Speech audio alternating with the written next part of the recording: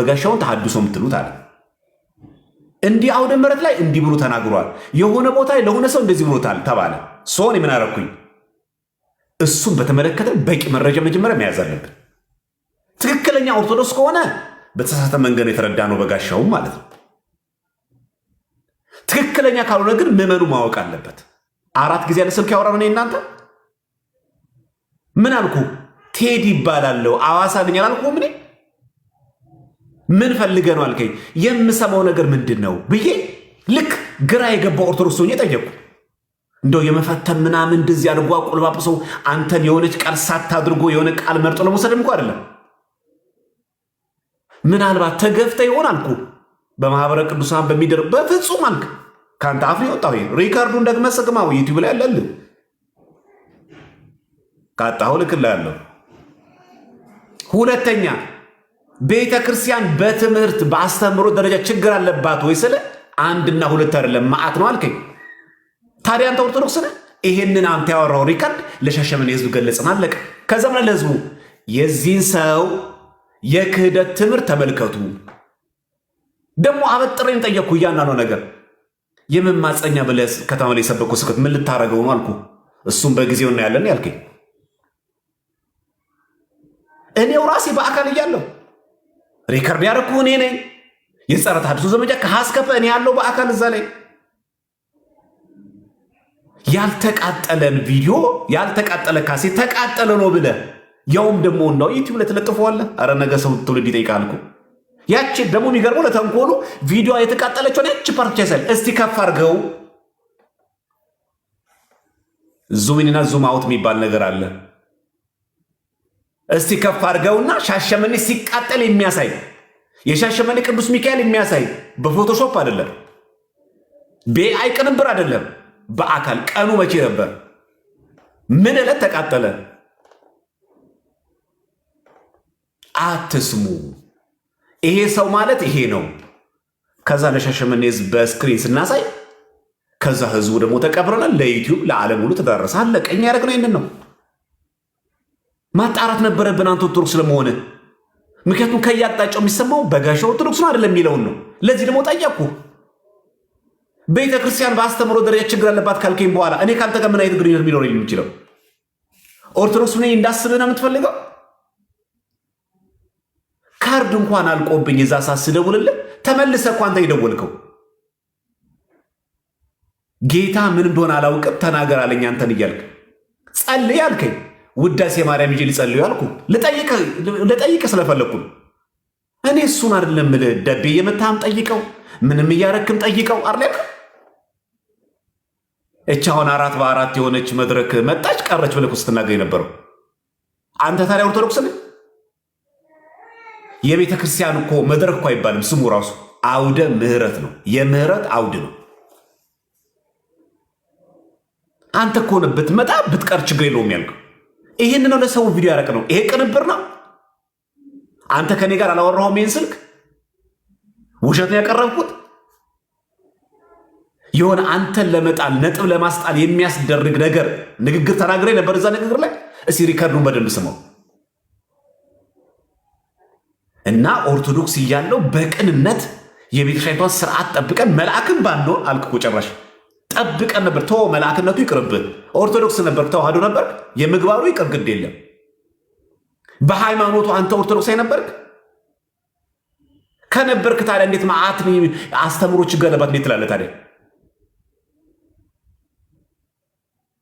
እዛ ቪዲዮ ላይ ለጠፍከው ሻሸመኔ የተቃጠለ አይደለም ካለ ይኸው ዌልካም ከመጣሽ ማለት አሁን ተደባብቀናል።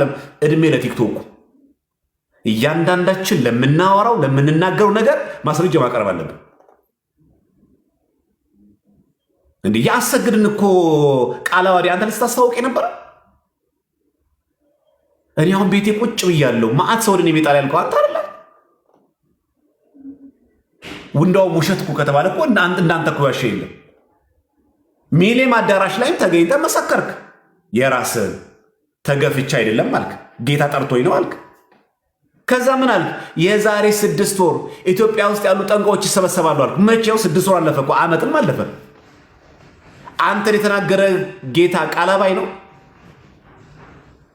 የሚያሳዝነው እዛ ሚሊኒየም አዳራሽ ተገኝቶ አንተ ስታለቅስ አብሮ የሚያለቅስ ፕሮቴስታንት በጣም ነው የሚያሳዝነው። እንዴት ሰይጣን ግን በዚህ ትውልድ እንዴት ይሄን ያክል ይጫወታል? አንተን የተናገረ ጌታ እውነት የሰማይ ጌታ እግዚአብሔር ከሆነ የዛሬ 6 ወር ኢትዮጵያ ውስጥ የሚገኙ ጠንቋዮች ሁሉ ይሰበሰባሉ ብለህ ነበር።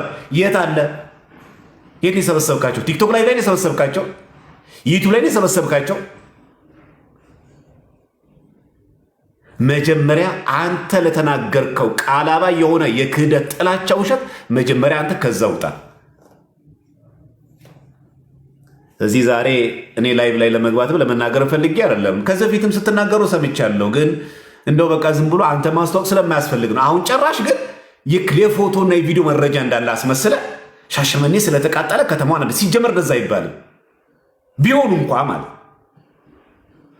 እንኳ ከተማዋን ለኮሳት ተብሎ አይመጻደቅም። አንድ ሰው አንደኛ ሲቃጠል በአካል አልነበርክም። የሰማው ወሬ ነው አይደል? ያሁን ደግሞ የሰማው ከታድሶ መናፍቃን ነው። እኔ ያለዋ የጸረ ተሐድሶ እንቅስቃሴ ከሚጀመሩ እስከ መጨረሻው ድረስ እኔ ያለው ምዕራብ አርሲያ ሀገረ ስብከት ሲሆን ከምስራቅ ሸዋ ሲለቀቅ ብፁዕ አቡነ ሄኖክ የምዕራብ አርሲያ ሀገረ ሊቀ ጳጳስ ሲሾሙ እኔ በአካል አለው። እኔ ልትዋሸኝ ነው? እኔ እኮ እንዳንተ በመረጃ አይደለም እኮ ብሰው በአካል ነው አቴንድ የማደርገው። ዋሽቼ ከሆነ ህዝቡ አለ ጠይቀው። ማን ነበር የጸረ ተሐድሶ እንቅስቃሴ ሙሉ ማን ነበር ይልሃል? ጠይቀው ይነግርሃል።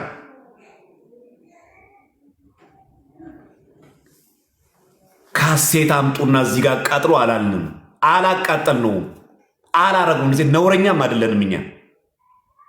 አንተ ለዋሽኸው ግን ውሸት በየሰፈሩ ለምታረገው በየጓራው ለምትሰራው ኑፋቄ ግን ስልክ ደውዬልሃለሁ፣ ሪከርድ አድርጌሃለሁ፣ ትክክለኛ ማንነትን አውቄያለሁ፣ ለህዝቡ ገልጫለሁ። አለቀ። ይሄ ነውር አይደለም።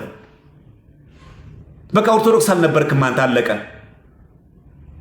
ነገርከኝ በግልጽ ቤተ ክርስቲያን ድሮም እኮ አልክ እኮ ጭራሽ ድሮም እኮ ልጅ እያለሁ እንደ ልጅ ነው የማስበው። እኔ እኮ ቤተክርስቲያኗን ዶክትሪኗን አውቄ ምናምን ሳይሆን ሳስተምር የነበረው እንደው ዝም ብዬ ነበረ ተቀብዬው ነበር አልክ። ሪካርድ ላይ ስማው ራስ የተናገረ ለኔ ነው መለስክልኝ። ለባዳ እኮ አይደለም፣ ቆርጫ አይደለም፣ ሙሉ ነው። አሁን አራቱንም ስልክ ወሬያችን አራቱንም ቆርጫ አላቀረብኩም። የምፈልገውን ቆርጫ አላቀረብኩም። እንዳንተ ሙሉዋን ነው። ቴዲ አላወራኝም፣ ዘማርያም አላወራኝ ምትል ከሆነ ወጥተህ ተናገር እስቲ። ከዛ በኋላ ላይ ቴክስት ያረክልኝ አንተ ወደድክም ጠላህም ኢየሱስ ጌታ ያልከኝ አንተ አይደል? አዎ የጌቶችም ጌታ ነው፣ የነገሥታትም ንጉሥ ነው። እና አሁን እንደ ጻድቅ መስለህ ስትታይ ግን እጅግ በጣም ያሳዝናል። አሁን እኛ ርዕስ አንቀይርም። ለአንተ ብለን ዳይቨርት የምናደርገው ነገር የለንም። አጀንዳችን የአርሲ ሰማዕታት ናቸው፣ በግፍ የተገደሉ ናቸው፣ ኦርቶዶክሳውያን ክርስቲያኖች ናቸው።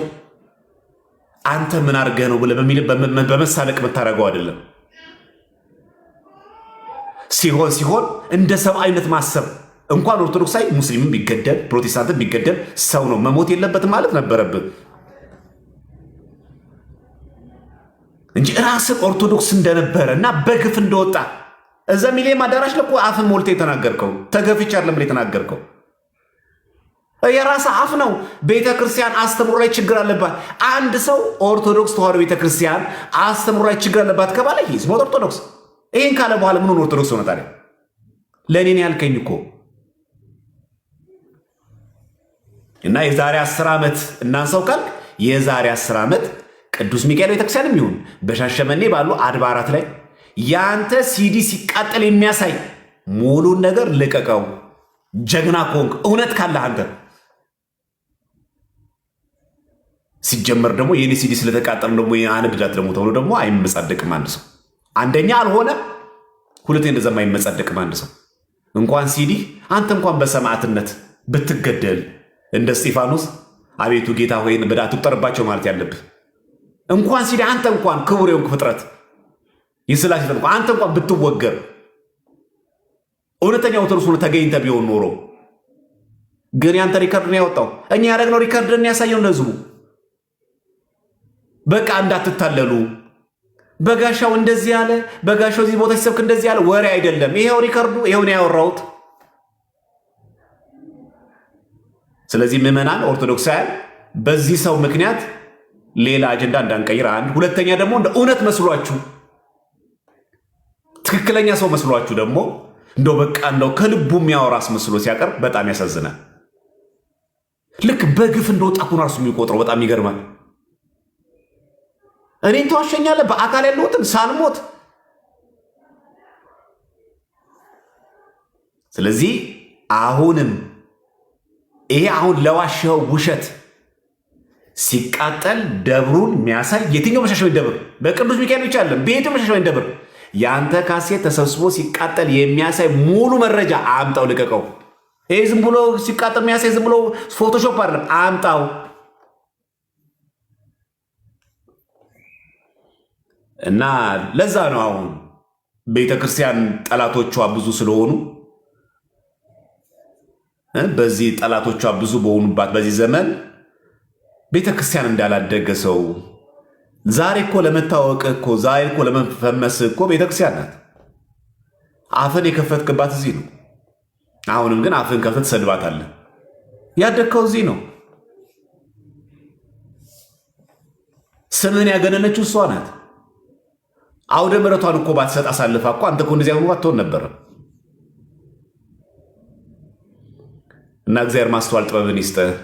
አሁን እግዚአብሔር አምላክ በምህረቱ ወደ ቤቱ በቀናው መንገድ ይመልስ። በውሸት እግዚአብሔር አይከብርም። ፕሮቴስታንቶችን አታሞኟቸው። እኔ ያለው በአካል አንድም ደብር ላይ የተቃጠለ ካስተሱ የተቃጠለ አንድም ደብር የለም። እኔ ያለው በአካል የተሐድሶ መነቀር ከመነሻው እስከ መዳረሻው ድረስ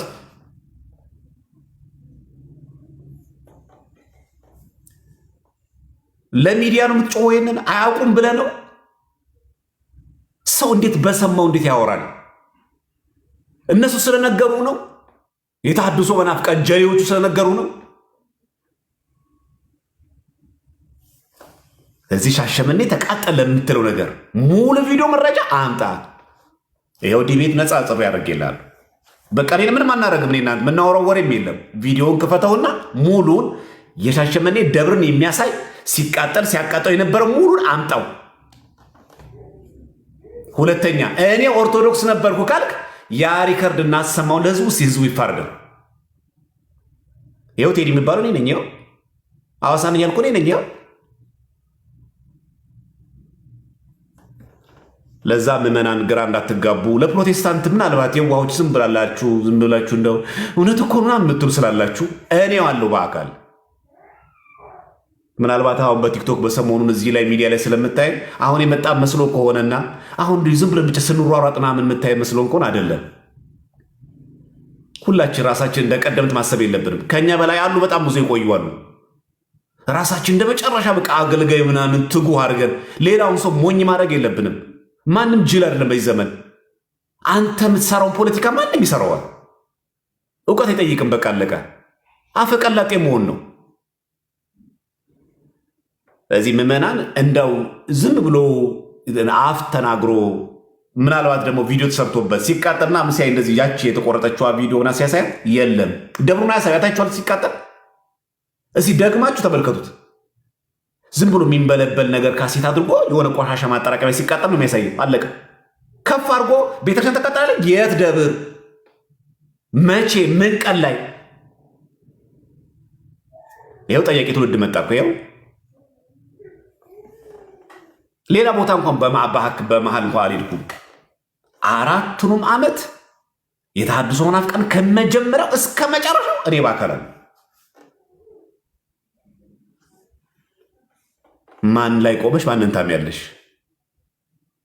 ይሄን ይመስል ነገራችሁ የፈለግኩት ይሄን ነው። ለኦርቶዶክሳን እንድታጠሩ እይስታችሁ እንድታጠሩ። ሁለተኛ ደግሞ ራሱን በኦርቶዶክስ አድርጎ ልክ መጀመሪያ ኦርቶዶክስ በጣም በቅንነትና በንጽህና ሲያገለግላት እንደነበረና ማን ነው ታዲያን የተናገረው? እኔ ነኝ 4 በ4 የሆነች መጣች ቀረች የተናገርኩት? እኔ ነኝ ጌታ በራልኝ ብዬ የወጣሁት?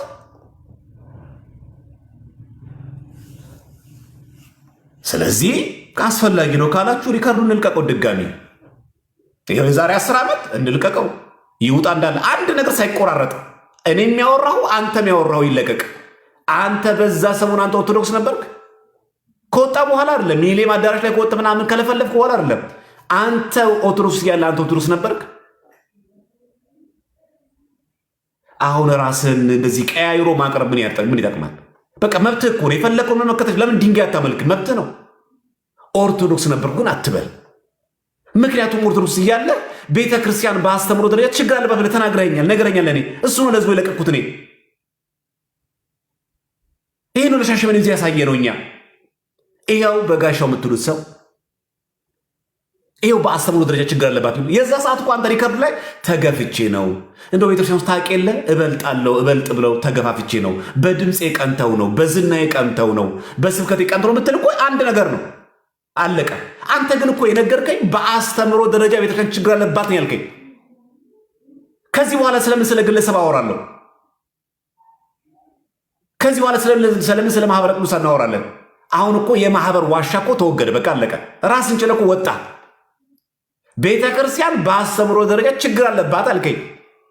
ከዚህ በኋላ ስለ ግለሰብ ማንሳት አይጠቅምም፣ ስለ ማህበር ማንሳት አይጠቅምም። አንተ ዩአር መናፍቅ ወይስ ደግሞ ቤተክርስቲያን በአስተምሮ ደረጃ ችግር አለባት ብለህ እየተናገርክ ግን እኮ ኦርቶዶክስ እንድንል ነው የፈለግከው? ወይስ ይሄን አልኛ ጅል ነህ? እና አንዳንዴ ልቅ ባንሆን ጥሩ ነው። እንዲሁ ብቻ ሰው ይሰማናል ብለን ስለምናስብ እና ሚዲያውን መጠቀም ስለምንችል ዝም ብሎ ተነሰው ቪዲዮ አይሰራም። የለጠፍከው ቪዲዮ የሻሸመኔ የተቃጠለበት ከሆነ ሙሉ ልቀቀው። ከሀ እስከ ፐ የሚያሳይ ደብሩ የት እንደሆነ ቀኑን የሚያሳይ ንገረን። የለማ እኔ 100% እርግጠኛ ነኝ የለም። የአንተን ቪዲዮ ሪካርድ አሰምተናል? አዎ አሰምተናል። ነበርኩኝ እኔ። በቃ በፕሮጀክተር አድርገን አንተ ከኔ ጋር ያደረግከው ሙሉዋን ቃለ ምልልስ የስልክ ሪካርድ አቅርብ። ለሱ አለቀ። ካሴቱን አምጡና እዚህ እናደርግን። አላረግነውም፣ አላቃጠልንም። እንዳንተ በዚያ ክል የዘቀጠ ሰዎች አይደለም። አንተ ጥቅስ መፈለግ ነው በአንተ ቤት ካለ አምጣ። ይኸው እግዚአብሔር ይስጥልኝ። ከዚህ አልፌ ብዙም ባላስተዋውቀው ጥሩ ነው።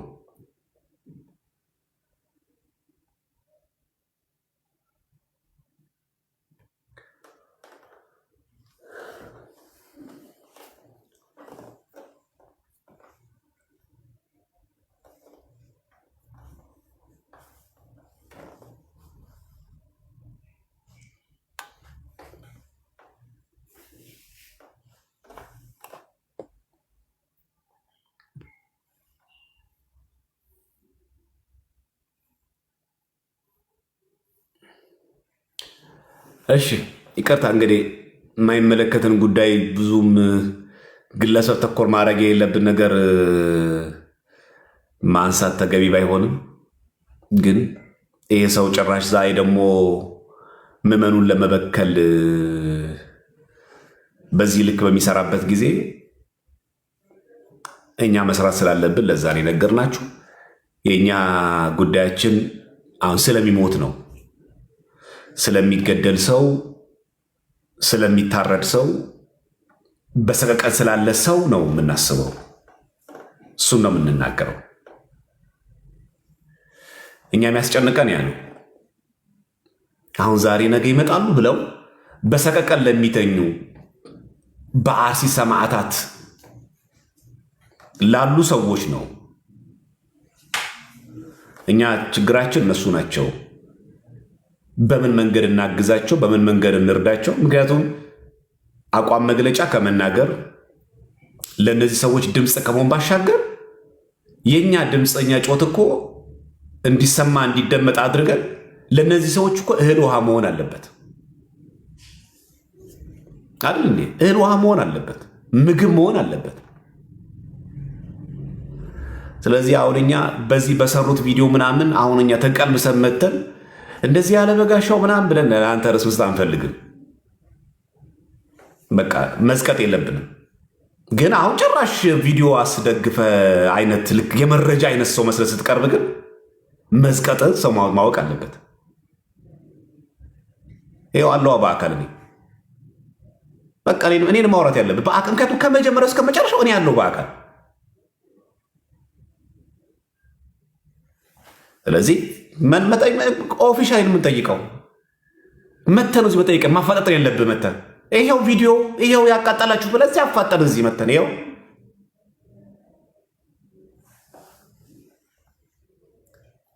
እና ያ ነው እንጂ ሌላ ምንም የሚከብደን ነገር ኖሮ አይደለም። ጠቃሚ አይደለም። የኛ ዋና ጉዳያችን እነዚህ እየተገደሉ ያሉት ሰማዕታት በምን መንገድ ማገዝ እንዳለብን እንደውም ምን ያሰብኩት እግዚአብሔር ቢፈቅድ በክርስትና ራስን መከላከል እንዴት ይታሰባል የሚለውን ነገር መማማር ያለብን ይመስለኛል። አጀንዳቸው ወደዛ ሰው ሳንወስዶ ማለት ነው። በክርስትና ራስን መከላከል እንዴት ነው የሚታሰበው? ኃጢአት ነው ወይስ አይደለም የሚለውን ነገር ብንማማር ጥሩ ይመስለኛል። አይመስላችሁ? እሱ ነው የሚያንጸን። ጠቀሜታው እሱ ነው። መጀመሪያ እንደ ሕግ ብናነሳው አንድ ሰው ሌባ ሆኖ ሊሰርቃችሁ ቢመጣ አይ እኔ እኮ ክርስቲያን ነኝ ቆመ ንብረቴ ውሰደው አትሉት። መጽሐፍ ቅዱስም እንደዛ ያዘ። ግን በክርስትና ግን ኦርቶዶክሳዊ ክርስቲያን ራስን መከላከል ማለት ምን ማለት ነው? ሌሎች ሰዎችን መግደል ማለት ነው? አይደለም። ሌሎች ቤተ እምነቶች ማጥፋት ነው? አይደለም። በነገራችን ላይ እኛ ኦርቶዶክሳውያን ባለስልጣን የሆነ ኦርቶዶክሳዊ ክርስቲያን ሆኖ ሌሎች ቤተ እምነትን ጭምር በግፍ መናገር ተገቢ አይደለም። ማድረግ አይደለም መናገር፣ መበደል ራሱ አይፈቀድልንም። ምክንያቱም ኦርቶዶክስ ማለት ትክክል ማለት ነዋ። አበሻም ይምጣ፣ ፈረንጅም ይምጣ፣ አማራም ይምጣ፣ ኦሮሞም ይምጣ፣ ትግሬም ይምጣ፣ ማንኛውም ብሔረሰብ ቢመጣ የመጣውን ማህበረሰብ በእኩል አይን ማስተናገድ ኦርቶዶክሳዊ ግዴታችን። በመልክ፣ በገንዘብ፣ በቀረቤታ፣ በውዴታ፣ በሃይማኖት አዳልቶ የመንግስትን ስልጣን አላግባብ መጠቀም በኦርቶዶክስ ቤተክርስቲያን የተወገዘ ነው፣ የተከለከሉ። በቃ አለቀ። የኛ አንድ ነው አቅጣጫችን፣ እውነት። እኛ የምንፈልገው እውነት ነው። የኛ ጉዳያችን በአርሲ ያሉ ኦርቶዶክሳውያን ብቻ ጥበቃ ይደረግላቸው ሌሎች ይሙቱ አይደለም። እንደ ሰው ለምን አይቆጠሩም? በሀገር የመኖር ነፃን ለምን አይጠበቅላቸውም? ጉዳያችን እሱ ነው መሆን ያለበት። እና ራስን መከላከል በክርስትና እንዴት ይታያል? እንቀጥል ወይስ ሌላ ጊዜ እናደርገው? እንቀጥል ወይስ ሌላ ጊዜ? ከደከማችሁ ማለት ነው። ዘበዘብኳችኋል። የማይጠቅም ሰው ዝም ብዬ ብድግ አድርጌ አንስቼ አይ በጣም ገርሞኝ ነው በእውነት እንደው ሰው እንዴ በዚህ ልክ እንደዚህ ሲሸመጠጥ ገርሞኝ ነው። እውነቴን ነው የምላችሁ። ስለገረመኝ ነው ልንገራችሁ ብዬ ነው። አስፈላጊ አይደለም ግን ከሁሉም ሰው ጋር በዚህ ልክ መውረድ የለብንም። ማንም ዝም ብሎ ባወራ ቁጥር ግን አትሊስት ግን እኛ መመለስ ስላለብን ነው። እሺ ሌባ ቢመጣ ሊሰርቀን ሊጎዳን ቢመጣ እኛ ምንድን ማድረግ ያለብን የሚለውን ኦርቶዶክሳዊ ትምህርቱን እስቲ ካሜራውን ላዙርና ጥቅስ እያሳየዋችሁ ልማማር። ይህን ሰውዬ ፊት እስካሁን ድረስ ካያችሁ ይበቃችኋል። በተቻላችሁ መጠን ማስታወሻ እየያዛችሁ ብንከታተል በጣም ቆንጆ ነው። ለሁላችሁም ነው አደራ ምለው። መጀመሪያ የምናየው ኦሪት ዘጸአት ምዕራፍ 22 ቁጥር 2 ያለውን ገጸ ንባብ ነው። ኦኬ አይ ቲንክ ኔትወርክ ይመስለኛል። እሺ አሁን የሚዞር ይመስለኛል። እሺ ኦሪት ዘጸአት ምዕራፍ 22 ቁጥር 2 ላይ እንዲህ ይላል። ኦሪት ዘጸአት ምዕራፍ 22 ቁጥር 2 ላይ እሺ ሌባው ቤት ሲምስ ቢገኝ ይላል። ቤት ሲምስ ቢገኝ ይላል። ቤት ሲምስ ቢገኝ ይላል።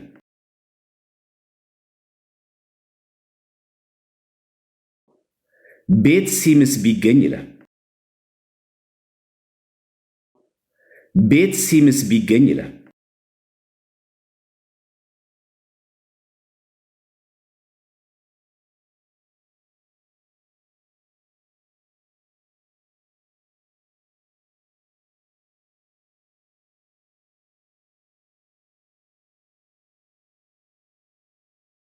ቤቱ ነቅቶ እስኪሞት ድረስ ቢመታው ማለት ነው። ያ ሰው ቢሞት ሚላል በመታው ሰው ላይ የደም ዕዳ አይሆንበትም። ሞቷል እኮ ግለሰቡ፣ ሌባውን እኮ ገለዋል። የደም ዕዳ የለበትም። ከዚህ ቤተክርስቲያናችን ራስን መከላከል ተብሎ ሲነገር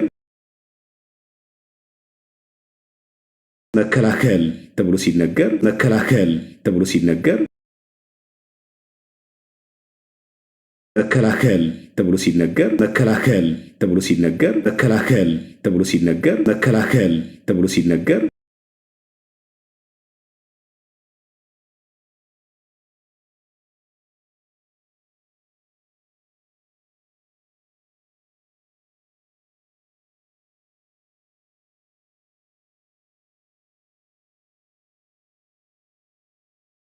ወንድሞቻችሁም ወንዶችና ስለ ሴቶች ልጆቻችሁም ስለ ሚስቶቻችሁም ስለ ቤቶቻችሁም ተዋጉ አልኳቸው ይላል። ምን በሉ? ተዋጉ። ራስን መከላከል በክርስትና ኃጢአት አይደለም። ብድግ ብሎ አንድ ሰው መስጊድ ማቃጠል የለበትም።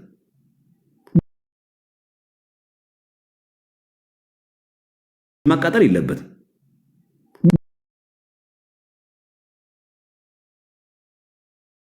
ማቃጠል የለበትም። ማቃጠል የለበትም።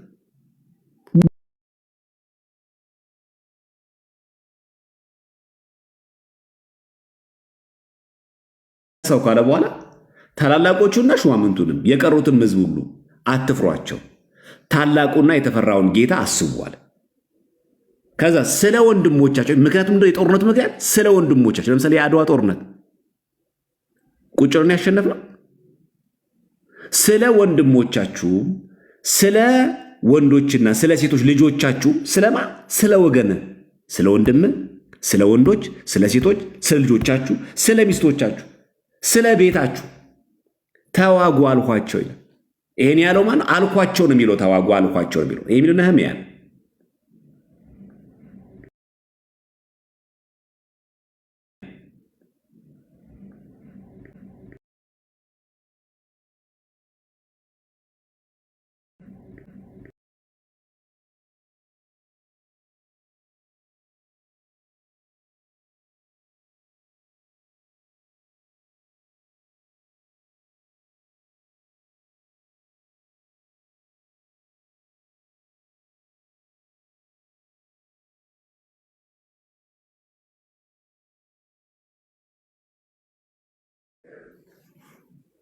ምሳሌ 24 11 ላይ ወደ ሞት የሚነዱትን ታደግ። ወዴት? ወደ ሞት የሚነዱትን ታደግ፣ ሊታረዱ የተወሰኑትን አድን። እየተገደለ ያለን ሰው ሊታረድ እኮ የተወሰኑት ስላውተር ማለት ስላውተር ማለት ስላውተር ማለት ስላውተር ማለት ስላውተር ማለት ስላውተር ማለት ስላውተር ማለት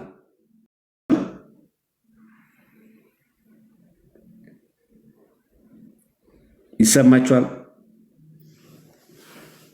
ይሰማ ይሰማችኋል?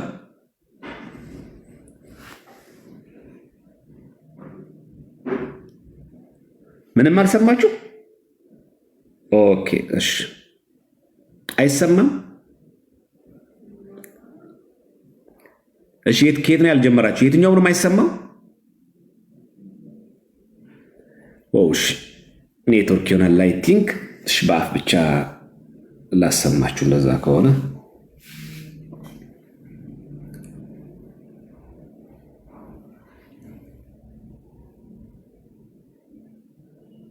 ኔትወርክ ይሆናል ያላሰማችሁ። እሺ መጽሐፈ ምሳሌ ምዕራፍ 24 ቁጥር 11 ላይ ወደ ሞት የሚነዱትን ታደግ ይልና ከዛስ ሊታረዱ የተወሰኑትን ምን በል አድን። ከዚህ ሊታረዱ የተወሰነባቸውን ሰዎች ቆመ ተመልከታቸዋል የሚለው አድን። ሰው ማዳን ይገባል። ስለዚህ በክርስትና ራስን መከላከል ራስን ማዳን በሕገ መንግሥቱም አለ። ሊገድልህ የመጣን ጠላት ቆመ ሙትለት የሚል የኢትዮጵያ ሕግ የለም። ታውቃላችሁ አይደል? በኢትዮጵያ ሕግም የለም። ቆመ ሙት የሚል የለም። የተከለከለው ነው ግፍ ነው። ስለዚህ በአጭሩ ራስን መከላከል እንደ ግል ካሰብነው አንተ ልትገደል ስትል አንተ ልትሞት ስትል ቆመ መሞት የለብህም። ሌባ አንተን ሊያጠቃ ሲመጣ ቤትህን ሲምሰው ሌባውን ብታገኘው እና ደብድበ ብትገለው ያ ሰው ዕዳ አለብህ ተብሎ አይነገርም። አንድ ይሄ ነው።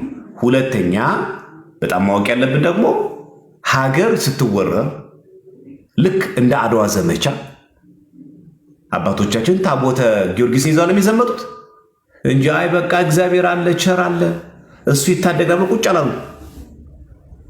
ምን አረጉት? በዘመናዊ መሳሪያ የተደራጀውን የጣሊያን ጦር የኛ አባቶች ታቦተ ጊዮርጊስን ረድኤተ እግዚአብሔርን ጥግ አድርገው እሱ መከታ አድርገው በአካፋ በዶማ በባህላዊ መንገድ ጠላትን ድል አደረጉት። ይህ ኃጢአት ነው። የአድዋ በዓል እኮ ዘ ቪክትሪ ኦፍ አፍሪካ እኮ የአፍሪካ ድል ነው። የኢትዮጵያ ብቻም እኮ አይደለም። ሀገር ስትወረር ራስን መከላከል ሀገርን መጠበቅ ኃጢአት አይደለም። በብሔር ሰው መግደል ኃጢአት ነው። በሃይማኖት ሰው መግደል ኃጢአት ነው። ለምን የኔ እምነት አትከተል ብሎ ሰው መግደል ኃጢአት ነው። ሰው ከኦርቶዶክስ እምነት ሲወጣ ሌላ ቤተ እምነት ሲገባ መግደል ኃጢአት ነው። መብቱ ነው፣ መከተል አለበት። መምከር መገሰጥ ትችላለህ እንጂ ለምን ክርን በጠስ ብሎ ሰው መግደል አይፈቀድም። መገላመጥም አያስፈልግም። ስድብም አይጠበቅብንም። ይሄ ውሸት መሆኑን እንረዳለን ማለት ነው። እንዲህ የሚያደርግ ሰው ካለ ውሸት ነው፣ ክርስትናው አይፈቅድለትም። እንዲህ ለምን ይመስላችኋል? እግዚአብሔር ተዋጊ ነው፣ ስሙ እግዚአብሔር ነው። ምን ማለት ነው? እግዚአብሔር ነው የሚዋጋው አካል አለ? ምን ማለት እግዚአብሔር ተዋጊ ነው ማለት? አያችኋል? ስሙ ራሱ እግዚአብሔር ተዋጊ ነው። ከማን ጋር የሚዋጋው? ከመላእክት ጋር። ስሙም እግዚአብሔር ነው ይላል። ጠላቶቹን ይበቀላቸዋል እግዚአብሔር። ስለዚህ በክርስትና ራሳችንን መጠበቅ አለብን። ወገኖቻችን መጠበቅ አለብን። እንኳን አንተን በግል ሊገል የመጣ ሰው አይደለም፣ ጎረቤት ራሱ ሊገደል ሲመጣ ልትታደገው ይገባል። ቅድም የሚናገረው ይህን ነው። ሊታረዱ የተወሰነባቸውን አድን ነው የሚለው መጽሐፈ ምሳሌ ምዕራፍ 24 ቁጥር 11 አድን ታደጋቸው ነው የሚለው። ማንንም ግን አጋጣሚ ጠብቀ ግን መበቀል ኃጢአት ነው። ይህንን ከተረዳን ታዲያ በሐዲስ ኪዳን ያለው ጥቅስ እንዴት ይተረጎማል የሚለውን እንመልከት። በሐዲስ ኪዳን ላይ በተለይ ብዙ ጊዜ ሰው የሚጠቅሳት ማቴዎስ ወንጌል ምዕራፍ 5 ቁጥር 39 ላይ ያለችው አንቀጽ ነው። እንመልከታት። ማቴዎስ ወንጌል ምዕራፍ 5 ቁጥር 39 ላይ እንዲህ የሚል ቃል ነው የምናገኘው። እኔ ግን እላችኋለሁ ክፉን አትቃወሙ፣ ዳሩ ግን ጉንጭህን በጥፊ ለሚመታ ሁሉ ሁለተኛውን ደግሞ አዙርለት። ለማ ለወንድምህ። ኦርቶዶክሳዊ ክርስቲያን ሆኖ ጉንጭህን ቢመታ ቢጠላህ፣ ጥላቻ ቢነዛብህ ተመልሰ በወንድም ላይ በጥላቻ አትነሳ ነው እንጂ ቀኝህ ላይ መታ ግራህን አዙርለት ማለት የቅዱስ ሚካኤል ቤተክርስቲያን ሲቃጠል የቅዱስ ገብርኤል ደግሞ እንዲቃጠል እድል ፍቀድ ማለት አይደለም። ይህ ብለን መጀመሪያ ማወቅ አለብን። ክፉን በክፉ አትመልሱ ነው የሚለው። ምን ማለት ነው? ሲሰድቡ ተመልሰ አንተ አትሳደብ፣ ጽድቅ አይደለም። እቺ የተነገረን ትእዛዝ ይሄ ነው። ከኃይል በላይ ሲሆንስ፣ ከአቅም በላይ ሆነ መከራ ይመጣብስ፣ ልክ እንደ ኦቶማን ቱርክ፣ እንደ ግራኝ መሐመድ፣ እንደ የውዲት ግዱት ሲመጣስ ተሰደዱ። የሚሰደዱ ብፁዓን ናቸው ለሚለው በሃይማኖት ግን መሰደድ ነው። የአረብ ሀገር ለሚሄድ አሜሪካ ለሚሄድ አውሮፓ ለሚሄድ አይደለም፣ ሩማንያ ለመግባት አይደለም። ስለ ሃይማኖታቸው ስለ ክርስትናቸው ወደው ፈቅደው የሚሰደዱ ሰዎች ብፁዓን ናቸው። ለዚህ ነው የሚሰደዱ ሰዎች ብፁዓን ናቸው ያለው ጌታችን በአንቀጸ ብፁዓን ትምህርቱ። መሰረት ብፅዕና ነው፣ ለሃይማኖት ነው። ዋጋ ከፍለ ከነ ልጆች ከነ ቤተሰብ ካደክበት ከነበርክበት ቀይ ለቀ ትሰደዳለህ። ለሃይማኖት ለውንብድና አይደለም። ብፁዓን ናቸው የሚያሰኛቸው ለሃይማኖታቸው የተሰደዱ ሰዎች። እዚህ ክፉን አትቃወሙት ማለት ክፉን በክፉ አትመልስ፣ ሲሰሩ መልስ አትሳደብ። ወንድም ሲናገር ለወንድም መልስ ምታታዘጋጅ ተወው፣ እለፈው። እንደውም አንድ ስድብ ይጨምርልህ አንድ ስድብ ይጨምርልኝ ብለህ ተወው እንጂ ቤተክርስቲያን ሲቃጠል ተመልሶ ሌላ ቤተክርስቲያን እንዲቃጠል ፍቀድ ማለት አይደለም። ስለዚህ መጀመሪያ ጥቅሱን በደንብ ማወቅ አለብን። ለዚህ ነው ራሱ ሲናገር እንደሚለው ከላይ ሲጀምር ራሱ ቁጥር 40 ላይ ማቴዎስ ወንጌል 5:40 ላይ ማለት ነው እንዲከስህም እጀ ጠባብን እንዲወስድ ለሚወድ መጎናጸፊያን ደግሞ ተውለት። በቃ አለቀ።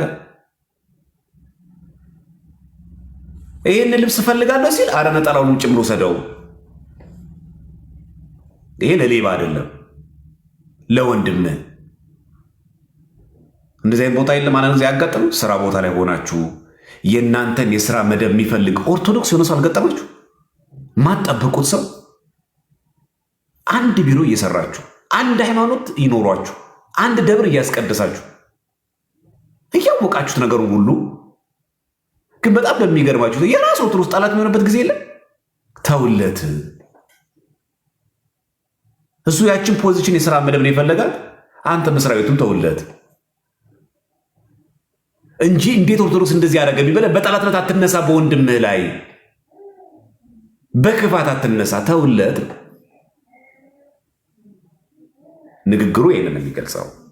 እሺ እንቀጥል። ሁለተኛው ደግሞ ይሄ ግልጽ ማለት ስለዚህ ግራ ላይ መታቀኝን ስጥ ማለት ገጸ ንባቡ ምን ማለት ነው? ወንድምህ ኦርቶዶክሳዊ ክርስቲያን ሆኖ ሲጠላ ጸልይለት፣ ክፉ በክፉ አትመልስ። እኛ ራሱ ሪቬንጅ የለንም። በነገራችን ይሄ ራሱ አሁን ላሉት ሰማዕታት ራሱ ብንወስደው ወደ 40 ምናምን የሚጠጉ የአርሲ ኦርቶዶክሳውያን ተገለዋል። ለዚህ ሪቬንጅ ደግሞ ሌላ ቤተ እምነት እንገናኝ አንልም። ክፉ በክፉ አንመልስም። ሌሎቹ እንዳይገደሉ ግን እንጠብቃለን። ኃይሉን ቢሰጠን አቅሙን ቢሰጠን ተጨማሪ ሰው እንዳይሞቱ የምትታደገው እንጂ በእነዚህ በ40 ሰዎች ምትክ ሌላ ቤተ እምነት አትገልም። ክፉን በክፉ አንመልስም። እነዚህ 40 አባወራዎች እናት አባት ሕፃን ልጆች የተገደሉት በሙሉ የነዛ ቤት እንደተበተነ ሌሎች ቤተ እምነት ቤት አንበትንም። ክፉ በክፉ አትመልሱ። የነዚህ 40 ክርስቲያኖች ቤት እንዳቸው እንደተቃጠለ ንብረታቸው እንደተወሰደ የነዛም እንደዚህ ይደረግ አንልም። ክፉ በክፉ አትመልሱ። ክርስትናው አይፈቅድም፣ ክልክል ነው። ይሄን ማወቅ አለብን። እኛው ምን ለምንድን ነው ያስማታት በረከታቸው ይደርብን ካልን በኋላ እነዚህን ሰማዕታት ድምፅ ከመሆን ባሻገር ከጎናቸው መቆም አለብን። በሚያስፈልጋቸው ነገር ሁሉ የት ነው አሁን ዛሬ እያደሩ ያሉት? እኔ እናንተ ዛሬ ምሳ ምን በላን? እነሱ ምን በሉ ዛሬ? ይሄን ታውቃላችሁ? ምን በሉ? እኛ ዛሬ አሁን ራት ምን እንበላለን? እነሱ ዛሬ ምን ራት ይበላሉ? ምግብ አይደለም እኮ የሚያስጨንቃቸው፣ መኖር አለመኖሩ፣ መገደል አለመገደል የሚያስጨንቃቸው። እነዚህ ያሳስቡናል።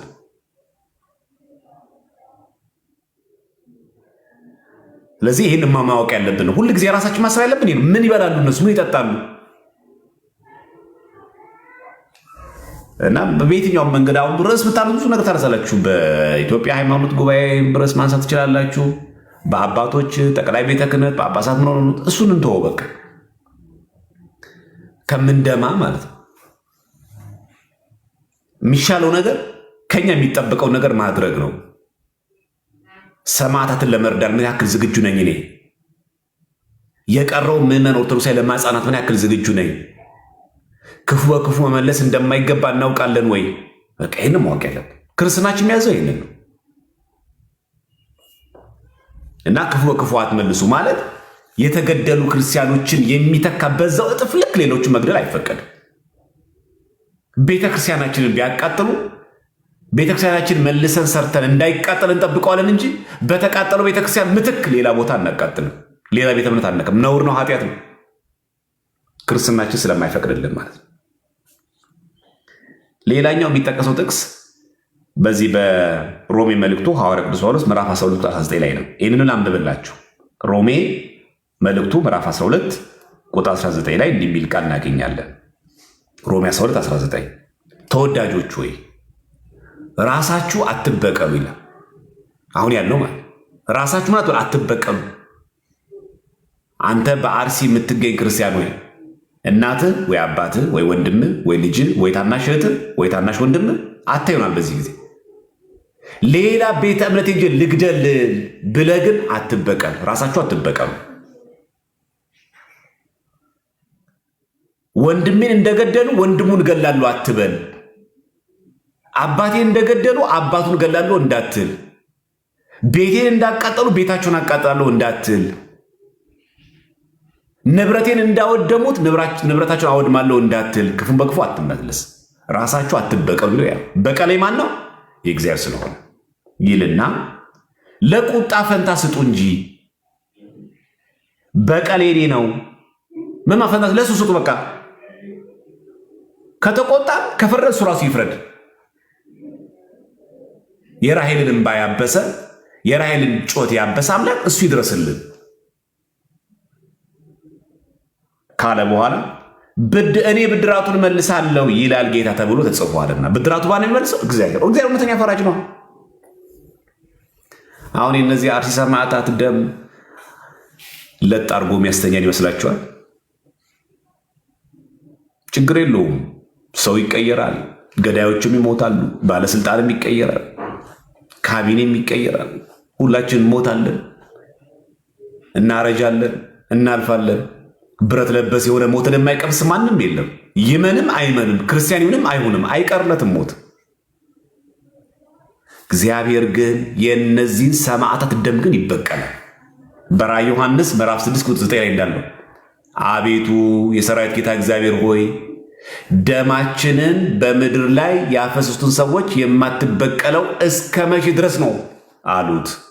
እርሱም እንደናንተ ያሉ ወንድሞቻችሁ እስኪመጡ ድረስ ጥቂት ዘመን ተባለላቸው፣ ለእያንዳንዳቸውም ነጭ ልብስ ሰጣቸው ነው የሚለው።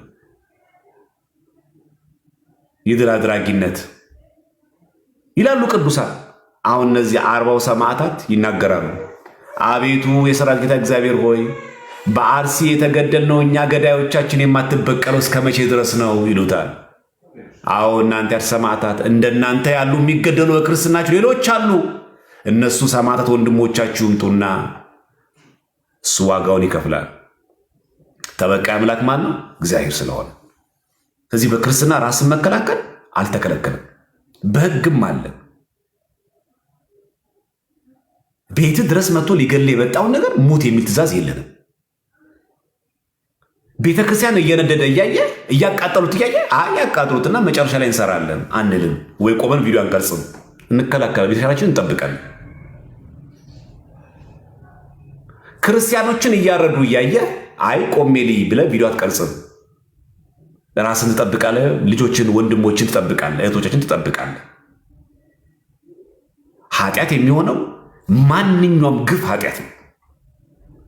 ልክ ያልሆነ ሁሉ ኃጢአት ነው እንጂ ለኛ የሚያዳላ ማለት አይደለም። እግዚአብሔር እውነተኛ ዳኛ ነው፣ አያዳላም።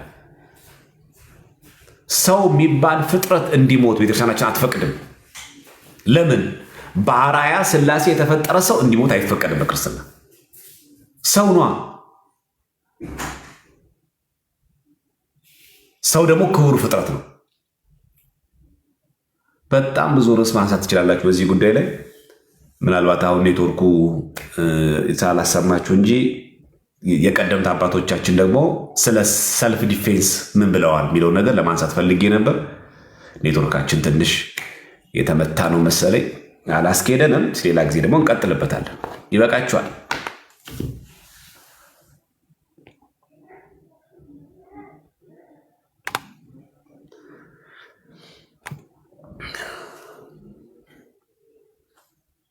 ሌላ ጊዜ ደግሞ እግዚአብሔር ከፈቀደ ሰፋ እናደርገውና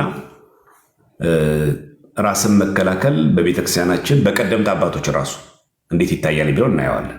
እሺ ኔትወርኩ ሰላም ሲሆን እኔ የሚሻለው ብዬ ማስበው እንትኑን እያያችሁ ጽሁፉን እያያችሁ ስንማማር ነው የምወደው እኔ። ለዛ ነው። እሺ ብዙ ጊዜ ራስን አይተው እያሳዩ ጥቅሱን ብቻ መናገር ብዙም ስለማልፈልግ ነው። በጣም ቆንጆ ነገሩ ምንድን ነው? ሰው ጥቅሱን እያነበበ ጥቅሱን እያየው እያነበበው ሲማር ቆንጆ ነው። እንደዛ ስለሆነ ጥሩ ነው። ከዛ ደግሞ ከቀደምት አባቶቻችን ደግሞ ራስን ስለመከላከል ምን ብለዋል የቀደምት አባቶቻችን ቢለው ነገር ማየት አለብን። እሱም እናነሳዋለን እግዚአብሔር ከፈቀደ ማለት ነው። በአጭሩ በተለያየ አጀንዳ ራሳችን እንዳንሸበር ራሳችን እንጠብቅ ነው። ርዕስ ቢሰጥን በተለያየ አቅጣጫ ይመጣል።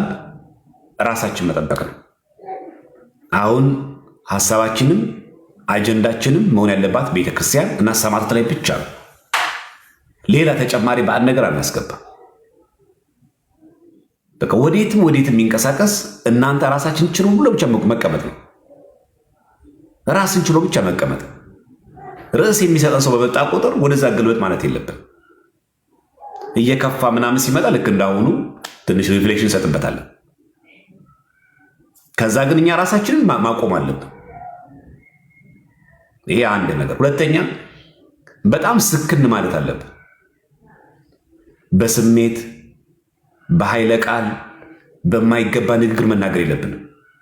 ይህን የምናደርገው አንደኛ ለቤተክርስቲያናችን ክብር ብለን ነው እንጂ በጣም ስሜት ይነካል። ያ የሃይማኖት ተቋሙ የኢትዮጵያ ሃይማኖት ተቋም የሰራው ድራማ ልበለው ያቀረበው ሪፖርት ሲገርመን የዛኑ ዕለት ህዳር 1 ዕለት ሪፖርቱን ባቀረቡት ህዳር 1 ቀን ዲያቆን ፍጹምናው ልጅ ጻድቃኔም አብረው ተገደሉ። የዛኑ ቀን እኮ ነው አንድ ብሔርና አንድ ሃይማኖትን የመክተው። ብሔሩን ይቅሩት ግድ የለም እንዴ! እነዚህ ሰዎች እኮ ኦሮምኛ የሚናገሩ አማርኛ የሚናገሩ ትግርኛ ሰው ናቸው እኮ ምንለኛ። እኛ ኦርቶዶክስ ናቸው ነው ያሳስበን። ፖለቲካው ለፖለቲከኞች ተውትላቸው። እኛ እኮ የሃይማኖት ሰዎች ነን። የአንድ ብሔር አለ። ለኦሮሞስ ቢሆኑ ሰው አይደሉም እንዴ? ምን ለማለት ተፈልጎ ነው የሚነገረው? በኦሮምኛ እኮ እያወሩ ያሉ ሰዎች እኮ ናቸው። ክርስቲያኖች እኮ ናቸው። ለዚህ በደንብ ማወቅ አለብን። ስለዚህ በመጣው ቁጥር ሁሉ አጀንዳውን እየቀየርን መሄድ የለብንም። በጣም ጥበብ የተሞላበት በተለይ ሰሞኑን ላይቭ ላይ በተደጋጋሚ ጊዜ በምንገባበት ጊዜ ለምናገር ነገር ጥንቃቄ ማድረግ በጣም ተገቢ ነው። ምኑ ጥንቃቄ ማድረግ ያለብን? የቤተክርስቲያን ክብር በሚመጥን መንገድ ነው መናገር ያለብን።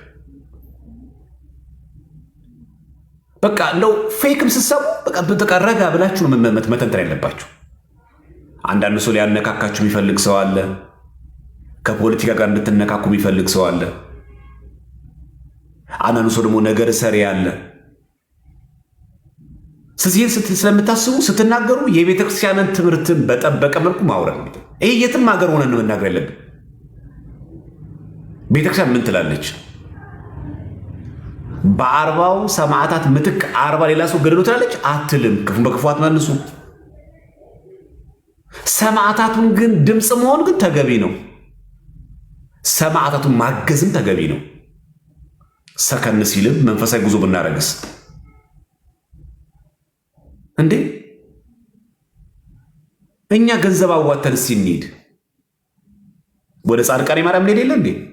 ወደ ግሸን እንሄድ የለ እንዴ? ወደ ሳማ ሰንበት እንሄድ የለ እንዴ? እስቲ እንሂድና ናጻናቸው አይዟችሁ በርቱ ሲንበል ሰብከን ዘምረን አጻንተን ሲንመለስ በረከት አለ እንዴ? እኔ ማቀው ይሄንን ነው። መደገፍ ማለት ገንዘብ እየወረወርንላቸው ብቻ ድምፅ ሆናችሁ እንድንጠፋ አይደለም። በአካል አቴንድ ማድረግ ከጎናቸው እንደሆኑ እንዲያስቡ ያስፈልገናል። ይሄ ደግሞ መንፈሳዊ ግዴታችን ጭምር ነው። በገንዘብ መደገፍ ድምፅ መሆን እሱ አንድ በቃ እሱ ውጫዊ ነገር በአካል አቴንድ ማድረግ እዛ መገኘት እነሱ ማበርታት ማጠንከር ከነሱ ጎን መቆም ይሄ ለአንድ ቀን ሁለት ቀን መንፈሳዊ ጉዞ የጮት የድራማ አይደለም ብላችሁ በቋሚነት ያጡትን ቤት መመለስ ያጡትን ንብረት መመለስ የሞተው ጻድቅ ነው ሰማዕት ነው አንመልሰው ቢያንስ እንኳን በሰው አቅም እንኳን የሚሸፍኑ ነገር ከበር ማድረግ በዚህ መንገድ ከሰማዕታት በረከት መካፈል እንጂ ማላዘም ብቻ በቂ አይደለም። ቤተክርስቲያን ጉዞዋ የሰማዕትነት ጉዞ ነው። ምንም ጥያቄ የለውም። ዛሬ ተጀመረ አይደለም፣ የሰማዕትነት ጉዞ ነው። ለዛ ነው ሰሞኑን በተደጋጋሚ ጊዜ ላይቭ ስትገቡ ገብቼ ማልናገረው እኔ እቅዴ ሐሳቤ መሆን አለብኝ ማስበው አሁን እናንተ ከምትናገሩትም ከፍ ይላል። ለሚዲያ ግን ስለማይሆን ነው። አይሆንም። ሐሳባችሁም እንዳልሰርቅ ለቤተክርስቲያን ክብር ስለማይመጥን ለዛ አንደበቴን ለመቆጣጠር ሚዲያው ዝም ብል ይሻላል ብዬ አስቤ ነው እንጂ የሚደረገው ግፍ እንዲህ መግለጫ የአቋም መግለጫ ድምፃችን ማሰማት ፕሮፋይል መቀየር ብቻ አይደለም። ሁለት ስራ መሰራት ያለበት አንድ ውጫዊ፣ ሁለት ውስጣዊ ስራ መሰራት አለበት። ጊዜያዊና ረጅም እቅድ ያስፈልጋታል ቤተክርስቲያን። አስቡት የሌላ ቤተ እምነት ቢሆኑ እነዚህ ሰዎች አርባዎቹ የተገደሉት ኢትዮጵያ ምን እንደምትሆን አስቡት። ስንት ቤተክርስቲያን ሊቃጠል እንደሚችል አስቡት። ሚዲያው ምን ሊሆን እንደሚችል አስቡት። ስለዚህ ሰማዕትነት የኛ ክብራችን ነው። ኪሳራ አይደለም። በእርግጥ ኪሳራ አይደለም፣ ትርፍ ነው። የሁለተኛው መቶ ክፍለ ዘመን የካርቴጃ ወይ ደግሞ የቅርጣግና የሥነ መለኮት ሊቅ የሆነው ጠርጡሎስ ወይ ደግሞ ተርቱሊያን የተባለው አባት የሰማዕታት ደም የክርስቲያኖች ዘር ነው የሚለው። በቃ የሰማዕታት ደም የክርስቲያኖች ዘር ነው፣ ቁጥር ነው የሚበዛው። ልክ ዛፍን በተቆረጠ ቁጥር አንዳንድ ዛፎች ያሉ ቁጥቋጦ እያወጡ የበለጠ ችብ ብሎ የሚያድገው እንደዛ ነው። ሰማዕትነት ቁጥር አይቀንስም፣ ቁጥር ይጨምራል። ይሄ በነገራችን በእኛ ብቻ በእናንተም ጭምር ነው የሚሰራው። ሌሎች ቤተ እምነቶች የእስልምና እምነት ተከታዮችን፣ የፕሮቴስታንቱ ሌሎች ቤተ እምነቶችን እኛ ብንገድል ቁጥራቸውን ነው የምንጨምረው። በነገራችን ግፍ ምን ጊዜም ትክክሉን አያውቅማ። በመግደል የሚገኝ ቁጥር መጨመር የለም፣ ቁጥር መቀነስ የለም። ማንንም ቢሆን ሊደረግም አይገባው እና እኔ ለኦርቶዶክሳን ሁሉ ጊዜ ማሰብ የሚገባ በዘላቂነት እነዚህ ሰዎች እንዴት አድርገን፣ ሁለተኛ ነገር ደግሞ እንደ ሀገር ደግሞ እንዴት ነው ይሄ እየመጣ ያለው ነገር ምን እያሳየን ነው? ከአሁን በኋላ ኦርቶዶክስ ሆኖ መኖር አለመኖር እዚህ ሀገር ምን ማለት ነው? ለማን? በነገራችን ለእኛ ብቻ አይደለም ሌሎች ቤተ እምነቶች ጭምር ማለት ነው። እንዴት ተፈቃቅረን የምንኖረው? ትምህርታችንን አስተምሮታችንን በየቤተ እምነታችን ሰብካለን። ግን በዚህ ሁኔታ እንዴት የምንቀጥለው?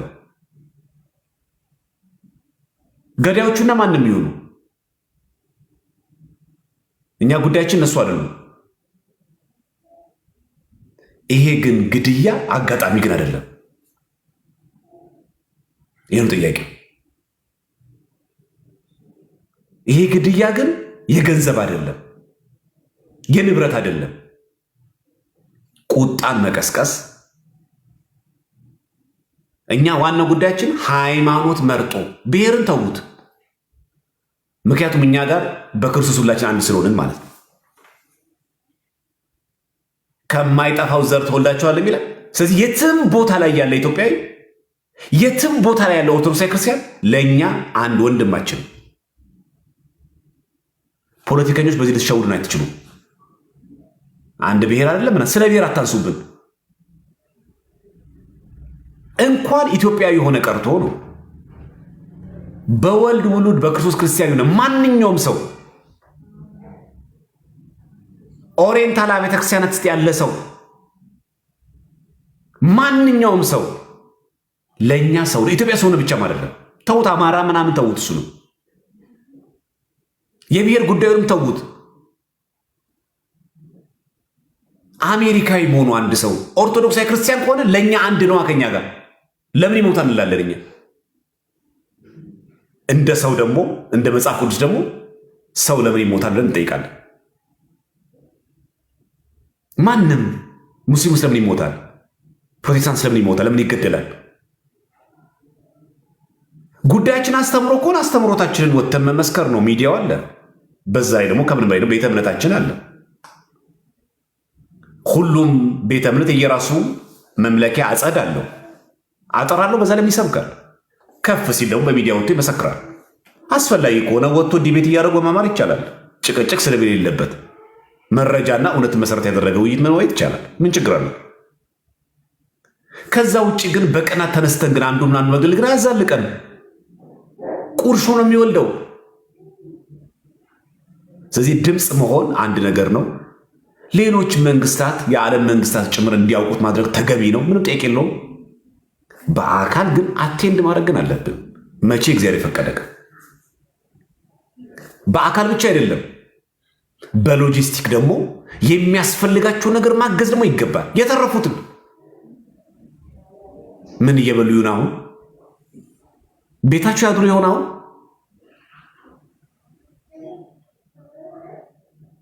ሰልስት እኮ የላቸውም። ዛሬ ተገለው ነገም ሰው ይሞታል። አያሳዝኑ? ሰልስት እኮ አይቆዩ። ዛሬም ይሞታል፣ ነገም ሰው ይሞታል፣ ከነገ ወዲያም ሰው ይሞታል። እኚህ በግፍ የተገደሉትን ማንኛውም ሰው ኦርቶዶክስ ሰው ለማሽቃበጥ አይደለም። ማንኛውም ሰው በግፍ መገደል የለበትም። ማንም ሰው ኦርቶዶክሳዊ ክርስቲያኖች የመመስከር አለብን፣ ለማንም ሰው ማለት ነው።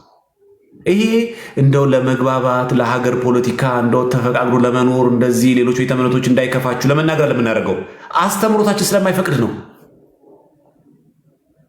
ሌላም ቤተ እምነት ኦርቶዶክሳዊ መግደል አይፈቀድለትም። መግደል ክልክል ነው ሲጀመር። እዚህ ይሄንን ለሁላችንም ልናስተጋባ ይገባል። ርዕስ ሊቀይሩብን ምን የሚችሉ ማንኛውም ሰዎች ልንሰማቸው አይገባም። በቃ ማንም ሰው ርዕስ ሊቀይርብን አይገባም። ማንም ማለት ነው። ወደዚህ እምነት ሄጃለሁ እምነቴን ቀይሬያለሁ አይመለከተንም። በቃ እኛ ርዕሳችን እነዚህ ሰማዕታትን ደማቸው ፈሶ እንዳይቀር መንግስትም ደግሞ አንደኛ አስፈላጊው ጥበቃ እንዲያደርግላቸው፣ ሁለተኛ ካሳም ያስፈልጋቸዋል። ይህንን ድምፅ ማሰማት ይገባል። ግፍ ነው የተፈጸመባቸው። ለተረፉት ግን አስፈላጊውን ድጋፍ ያስፈልጋል። ይህን ድምፅ ማሰማት ያስፈልግ። ከዛ ውጭ ማንም ሰው ብድግ እያለ አሁን በዚህ ወቅት ዲቤት የምናደርግበት ሰዓት አይደለም። የሃይማኖት ዲቤት ይቆያል።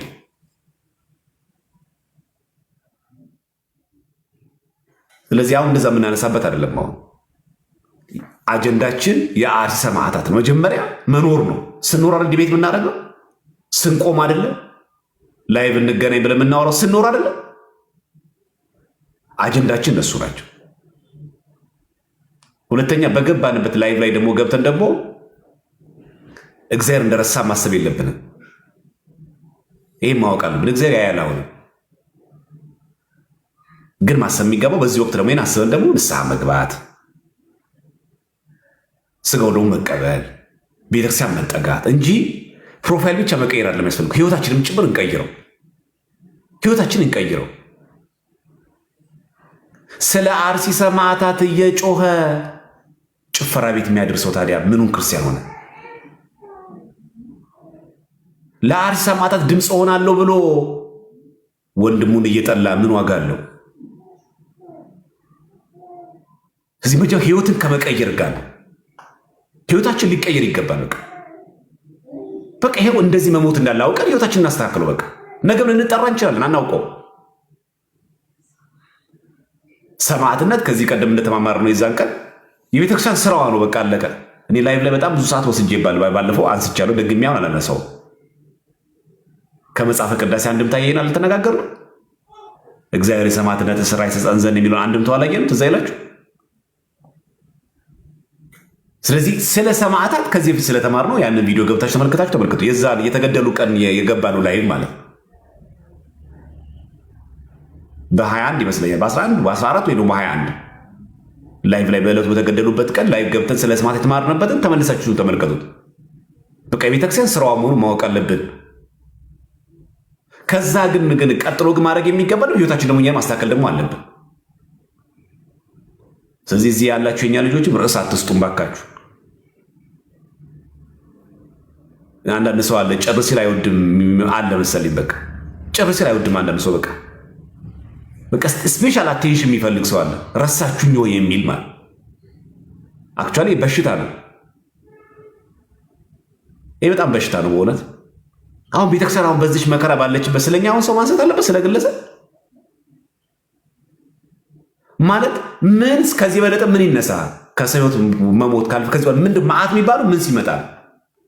ቤት ሲቃጠል ነው? ንብረት ሲቃጠል ነው? ምን ሲመጣ ነው መዓት ቁጣ ነው የሚባለው?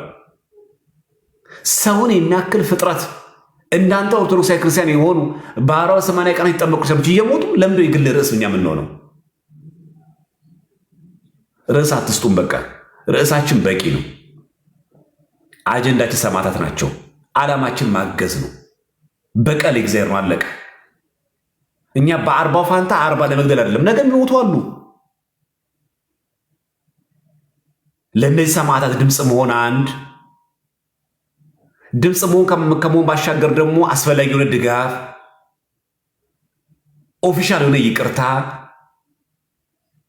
በቋሚነት በዛ ቦታ ላይ ለቀው እንዲወጡ አይደለም ከሀገራቸው በዛው በአርሲ ያሉ የመሩ ነፃነታቸው እንዲጠበቅላቸው እንደ ማንኛውም ሌሎች ቤተ እምነቶች ሄደው እንዲያስቀድሱ ስጋው ደግሞ እንዲቀበሉ መደረግ አለበት። ድምፅ ማለት ይሄ ነው። ቦታ መቀየር እንዲችሉ ማድረግ አይደለም። ሀገራቸው ለምን ይወጣሉ? በህገ መንግስቱም አለ ማንም ሰው የትም ቦታ ላይ የመኖር ነፃነት አለ። የሌላም ቤተ እምነት መብት እስካልነካ ድረስ አንድ ሰው ውጣልኝ ግባልኝ አንተ ማየት አስፈልግም አንተ መስማት አልፈልግም እስካለ ድረስ የራሱን ቤተ እምነት ሄዶ ስርዓት አምልኮ በመፈጸም መንፈሳዊ ግዴታም አለበት፣ መብቱም ነው። በህገ መንግስቱ የተፈቀደ የፈለገው አምልክ ይቻል። ሰው ምናረገው ድምፅ ለዚህ ነው የሚያገለግለው። እኛ ግን ህይወታችን ጭምር እየቀየርን እግዚአብሔር ይለናል። አሁን አንተ በእውነት ለአርሲ ሰማዕታት የምትቆም ሰው ነው ቢለን እግዚአብሔር ምን እንደምንለው ህይወት ምንድን ነው? የተቀየረ እኮ ፕሮፋይል ብቻ ነው ሲል እግዚአብሔር አስባችሁታል? አንተ እኮ እዛው ነው ያለው። አሁንም ቂም ላይ፣ አሁንም ተንኮል ላይ፣ አሁንም ነገር ማመላለስ ላይ፣ አሁንም ስድብ ላይ፣ አሁንም ዝሙት ላይ፣ አሁንም ጭፈራ ላይ ነው ያለው። ህይወት ያንተ መቼ ነው የሚቀየረው ይላል እግዚአብሔር አምላክ። ሰማዕታትን ስናስብ እንደዚህ ነው። ድምፅ መሆን አንድ ወገን፣ እነሱም ማገዝ አንድ ነገር፣ አስፈላጊ የሆነ ነገር አድሮ ከሰማዕታት ጎን መቆም አንድ ነገር። እስቲ እኛ ሰማዕትነት ዋጋ እንክፈል። እንደነሱ እንኳን መሞት ቢያቀተን ይህና ጥባት ጥንካሬ እንኳን ባይኖረን ቢያንስ ህይወታችን ሲናስተካክለው እስቲ ያለፈው ዘመናችን ይብቃል። ይሄ ዓመት እኮ 3ኛ ወር ያዘ ነው። ኦልሞስት አሁን ከ2 ወር በኋላ ጥምቀት ነው። ያ ማለት የዚህ ዓመት ግማሽ ሆነ ማለት ነው። አይገርማችሁም? የጊዜ ፍጥነቱ ከ2 ወር በኋላ ጥምቀት ነው። ጥር ካለቀ በኋላ ከዛ ላይ የካቲት ነው። ግማሽ ዓመት ሆነ።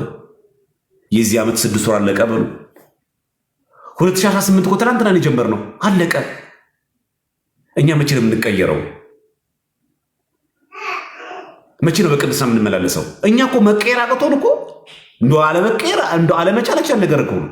አሁን እኮ በጣም እኛ እኮ የሚከብደው ጭራሽ ሚዲያ ላይ እንወጣለን ርዕስ ለመሆን። ኧረ በጣም እናሳፍር ጉዶች ነን በእውነት።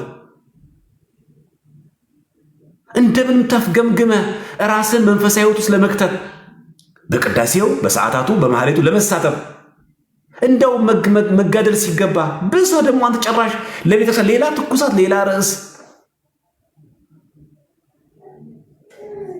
ስለዚህ በሚዲያም በሉት በውስጥም በሉት በውጭ በዚህ በየትኛውም መንገድ ርዕስ አትቀበሉ። በቃ ሰዎች ይናገሩ፣ በሚዲያ የፈለጉን ነገር ይናገሩ። ቤተክርስቲያን መዋቅራዊ በሆነ መንገድ ምላሽ ሲሰጠን እንሰማለን። ምክንያቱም እኛ ከቅዱስ ሲኖዶስ ውጭ መሆን ስለማንችል መዋቅር ሳለ ቤተክርስቲያን በዚህ ጉዳይ ድምፅ እስከምታሰማ እንጠብቃለን። ድምጿን እስከምታሰማ ተብሎ ግን አይተኛም። የበኩላችን ጥረት ማድረግ አለብን። ምንም ጠብቀን የቤተክርስቲያን ዶግማና ስርዓቷን ጠብቀን ክብሯን በሚመጥን መንገድ ማቅረብ አለብን። በቃ ይሄ የኛ ግዴታችን መሆን አለበት። ሲያቀትስ በቃ ዝም ማለት እንደነገርኳችሁ ነው። በቃ የዛን ቀን ላይ ገባው። ከዛ በተደጋጋሚ ጊዜ ወንድሞቻችን ገብተው ሪፍሌክሽን እየሰጡ እያየው ነበረ። እነ መምህር ፋሲካው ምናምን ተሰብስበው እነ ዲያቆን አማኑኤል ብዙዎቻችሁ እያዩዋችሁ ነበርና እኔም በዛ ላይ ገብቼ ተጨማሪዎችን ነገሮች ብናገር ደግሞ መስመር ይስታል። የኔ ሀሳብ ብቻ አይደለም። ያ ደግሞ ከሆነ የቤተክርስቲያን ክብርን በማይመጥን መንገድ ከምናገር በቃ ዝም ልበል ብዬ ነው እንጂ በዛ ሰዓት በተከታታይ ጊዜ ላይ መግባት ስለሚከብድ አይደለም። ግን ያንገበግባል። ሁሉ ስታው በጣም ያንገበግባል ከላይ እስከታች። አሁን እናንተን እኔ እንደዚህ እያንዳንዱ ነገር እያነሳን ልባችሁን ላሳዝን አልፈልግም። ስለ ብፁዓን አባቶች እያነሳው፣ ስለ ጠቅላይ ቤተ ክህነት እያነሳው፣ ስለ ሃይማኖቶች ጉባኤ እያነሳው፣ ስለ ግለሰቦች እያነሳው ምናምን አይመጥንም። ሲጀመር በቃ ከሀዘን ውጭ ሌላ ምንም የምናመጣው ነገር የለም እና አለፍ ብለን ደግሞ ስሜታችንን ጎርቶ ሌላ ነገር እንዳንናገር በቃ የዛ ሰዓት ረገብ እንበል። ሰከን ማለት ጥሩ። ከአቅም በላይ ከሆነ ዝም በቃ ካልቻለን በቃ ሚዲያው ይቅርብን። የዛ ሰዓት ቲክቶክ ይቅርብን። በቃ አንግባ። ስሜቴን ገዝቼ ኦርቶዶክሳዊ በሆነ እሳቤ የቤተክርስቲያን ክብር በሚመጥን መንገድ ሚዲያ ላይ ገብቼ ስለዚህ ነገር አወራለሁ ካላችሁ ሰየው በቃ እንጂ አሁን ዲቤት ናልኝ የምንባባልበት ሰዓት ነው። ጠራ ነው ቀለሜን 2 ጊዜ ቀረ። በቃ አለቀ። ከዚህ በኋላ ምን እንፈልጋለን? በቃ ካሁን በኋላም ከሌሎቹ ጋር ዲቤት አስፈላጊ ከሆነ ይሄ ወቅት ይለፍና የዛ ሰዓት ጥሪ አድርጎ መውረት ይቻላል እንጂ አሁን ናልኝ ምናምን የምንባባልበት ሰዓት አለ። አሁን አጀንዳችን ርዕሳችን ቤተክርስቲያንና ቤተክርስቲያን መሆን አለባት። ከሰማዕታቱ አይናችን መንቀር የለብን። እነሱ የደም ዋጋ ከከፈሉ፣ እነሱ ይህን አክል ከሞቱ፣ እኛ ደግሞ ጊዜያችን መሰዋት፣ ስሜታችን መቆጣጠር፣ አንደበታችን መቆጣጠር። ቢያንስ ቁጭ ብላችሁ እንኳን አታስቡም እንዴ? ርዕስ አልሁናት አትሉም እንዴ? አንዳንዶቻችሁ በጣም የምትገርሙኝ በእውነት ርዕስ አልሁናት አይባልም እንዴ? እኔ ችግር አልሁናት በቃ መፍትሄ እንኳን ባሁን ለቤተክርስቲያን እኔ ችግሩ አልሁን ለምን አትሉ? ይህ ህዝብ አያሳዝናችሁ? እንኩ ለስልካችሁ እንኩ ይህንን ዋይፋይ ሙሉበት፣ እንኩ ይህን ኢንተርኔት ሙሉበት፣ እንኩ እንደዚህ ምስኪን ህዝብ አይደለም እያደረገላችሁ ያለ ይህን ሲሆን መካስ ነው እንጂ የሚገባን መበደል አለብን በእውነት? ስንት ነው የሚለገሰው ልገሳው? በርቱልን ወንድሞቻችን፣ ጠንክሩልን። እናንተ አይዟችሁ። ምን ላድርግ? ምን ታዘኛለህ? ምኑ ከቨር ላድርግ? ምኑን ልሸፍን እያሉ ለዚህ ህዝብ ነው ተመልሰን እኛ እሳት የምንሆንበት?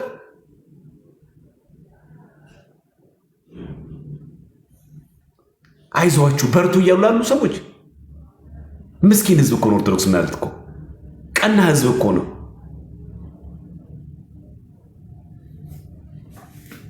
ስለዚህ ይሄ ግለሰብ ምናምን የጥላቻ ነው እዛን ዘርግፈውና መጀመሪያ ሲጀመር ከውስጥ አስወግደው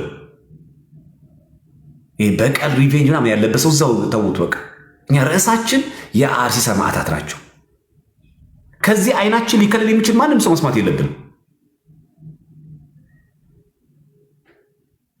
ይሄ የሁላችን አቋም መሆን አለበት። በቀጣይ ማድረግ አለብን የሚለውን መምከር፣ ቁጭ ብሎ መስከንን፣ በውስጥ መነጋገርም ስለሚጠይቅ እናወራለን እና አልፌ ብዙም ያላወራሁት ስሜቴን ብቆጣጠረው ይሻላል።